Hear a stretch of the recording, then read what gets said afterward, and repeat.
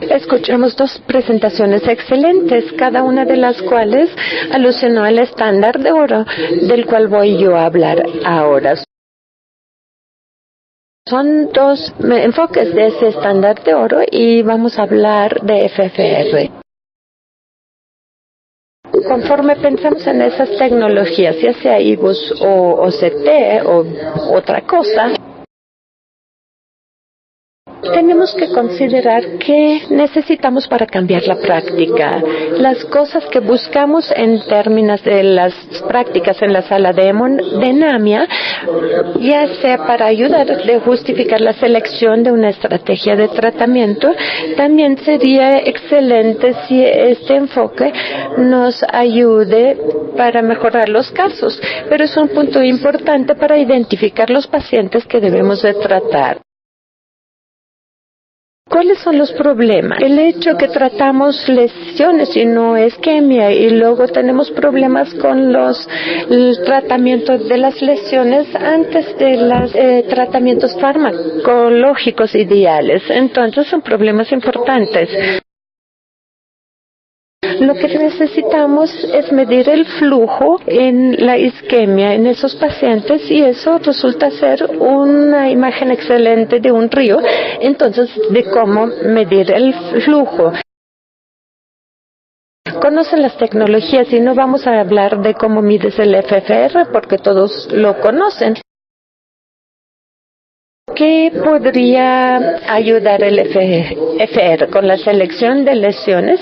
Y ambos ponentes anteriores hablaron de eso. Podríamos identificar una pregunta si la sangre es mejor que los fármacos para el miocardio isquémico. También puede ayudar a decidir qué se puede lograr con la terapia médica. Y también finalmente algo que nosotros no hemos hecho y no lo hacemos en Rochester, tal vez lo hagan aquí en Latinoamérica, es seleccionar mejor los pacientes para los bypass coronarios. Es un amplio campo que no hemos examinado y deberíamos hacerlo.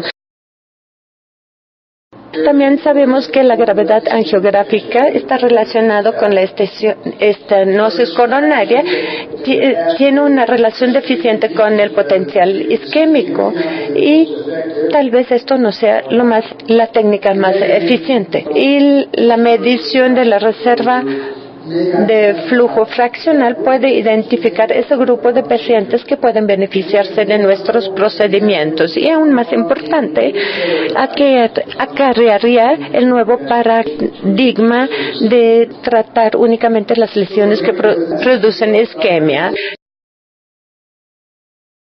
Steve comentó de este tema comparando IBUS y angiografía. Esto es angiografía versus la gravedad funcional de la estenosis arteria coronaria. Pueden ver en esta gráfica los valores y el FFR es mucho más amplio. En las lesiones graves que no hemos estudiado muy bien o de manera exhaustiva, va a haber lesiones graves que tienen un FFR normal y tenemos que asegurar que entendamos esto. Entonces, la primera información es el estudio FAME, y han visto los resultados. Voy a darles el resumen conforme pasamos a FAME 2. La primera información es que si tenemos una tecnología que es razonable económicamente, debemos considerarla. No queremos una técnica que no funcione y no es razonable económica. A partir de los datos de FAME 1, podemos ver la evaluación económica mostraría que la angiografía es mucho más costosa, FFR es más económico y te da una mayor eficiencia en términos de la selección de las lesiones y prácticas de laboratorio en su propia institución. La segunda información es que no solamente es más eficiente realizar FFR, pero de hecho mejoramos los resultados. Estos son los datos de sobrevida a los 2 años que se publicaron, datos de sobrevida de 2 años libre de MACE. Pueden observar las diferencias ahí, que es de 5.4%. Luego decimos La segunda información es que no solamente es más eficiente realizar FFR, pero de hecho mejoramos los resultados. Estos son los datos de sobrevida a los 2 años que se publicaron, datos de sobrevida de 2 años libre de maíz. Pueden observar las diferencias ahí, que es de 5.4%. Luego decimos, por último, en términos de las lesiones diferidas, en la mayoría de los casos ni siquiera avanzan. Si tenemos una lesión que tiene un buen FFR, no empeora en la mayoría de los casos, porque tratamos de manejar esta condición de la enfermedad coronaria. En conclusión, a los 2 años había una disminución significativa del infarto al miocardio en el brazo guiado por FFR. Hubo una tendencia fuerte hacia una menor tasa de muerte y no hubo señales de que sugieran que las lesiones diferidas son responsables de eventos clínicos tardíos. Son los primeros datos que sugieren que debemos utilizar mucho la FFR. Luego, hay información que no se publicó mucho y son los resultados del estudio FAME2. La primera parte se presentó en Europa, en PCR, y la siguiente información se va a publicar en 2 semanas, pero son los datos de FAME2 que dicen que debemos el PCI guiado por FFR más terapia médica óptima en comparación con únicamente terapia médica y alienta que lo debemos combinar con el FFR. Es la tabla de flujo. Pueden ver que había pacientes con procedimientos de stent en 1, 2 o 3 vasos y se aleatorizaron en la parte izquierda a una estenosis con FFR y en comparación con PCI con terapia médica óptima. Entonces, es un estudio muy importante que alienta el uso de FFR. El objetivo clínico fue causas de muerte, infarto miocardio, hospitalización no planeada con revascularización urgente. Fue no común en el FAME1 y había 2% de pacientes que tenían que regresar debido a infarto al miocárdico. Estos objetivos fueron adjudicados por un comité. Y recuerden la información que se publicó más temprano ese año, que dijo que el DSMB recomendó dejar el reclutamiento de pacientes con riesgo mayor de eventos cardíacos adversos entre pacientes aleatorizados a la terapia médica solo en comparación con terapia con FFR y la colocación de stents liberadores de fármacos. DSMB dice que hay que asegurar los datos. Estos datos se presentaron y ven la tasa de revascularización urgente y pueden ver que la tasa de terapia médica óptima más PCE fue mucho más bajo que únicamente la terapia médica sola. Fueron los datos que se analizaron y dijeron que los pacientes no les va muy bien únicamente con terapia médica sola. Es un punto importante que hay acerca de las lesiones que se empeoran. La revascularización urgente, pueden ver los pacientes que tienen PCI más terapia médica óptima, como se ha hecho en el pasado, y los resultados fueron mejores. Y fue otra información que el DSMB analizó para suspender el estudio.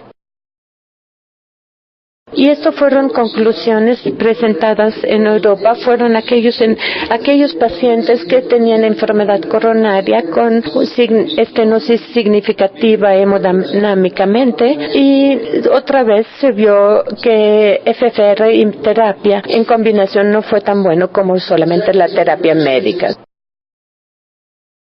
La segunda información es que hay del uso de pacientes con enfermedades muy complejas. Y recuerdan que esto recibió mucha atención porque es el estudio SYNTAX. SYNTAX tenía enfermedades muy complejas. Había una evaluación angiográfica, pero decían si agregamos FFR, si esto ayudaría en términos de identificar los pacientes que podrían tratarse con PCI o deberían tratarse con cirugía coronaria. Estos son los datos. En el lado izquierdo tenemos SYNTAX y en la derecha una evaluación de SYNTAX funcional con FFR. Vemos que el grupo de pacientes con evaluaciones de SYNTAX medias podrían tratarse con PCI o cirugía y son 167% del lado izquierdo. Si aplican un FSS con el SYNTAX, se incrementa el número de pacientes en el grupo intermedio y se disminuye el número de pacientes en el grupo de SYNTAX elevada. Eso quiere decir que más pacientes son aceptados para la estrategia de PCI porque los cambia del tercil superior al mediano y los datos son mejores en términos de examinar pacientes con enfermedades complejas para el PCI. Los resultados en promedio también cambian y ya han visto los resultados y solo quiero decir que también nos ayuda a identificar pacientes que claramente son candidatos a cirugía. Todos los 3 vasos son isquémicos, todos los son casos complejos y graves. Entonces, recalcitrante integrando las lesiones que producen isquemia como determinado por FFR disminuye el número de pacientes de alto riesgo y diferencia mejor los pacientes con enfermedades múltiples.